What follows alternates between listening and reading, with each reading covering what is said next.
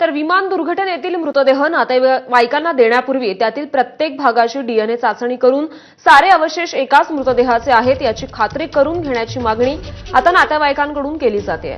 Air India विमान दुर्घटनेतील मृतांच्या नातेवाईकांना आता कुटुंबियांचं पार्थिव अंत्यसंस्कारासाठी देण्यास सुरुवात होईल। मृत व्यक्तींचे अवशेष परत घेताना ते आपल्याच व्यक्तीचे आहेत ना अशी भावना त्यांच्या मनात निर्माण होणं स्वाभाविकच आहे, अशी भावना बोलून दाखवली जाते।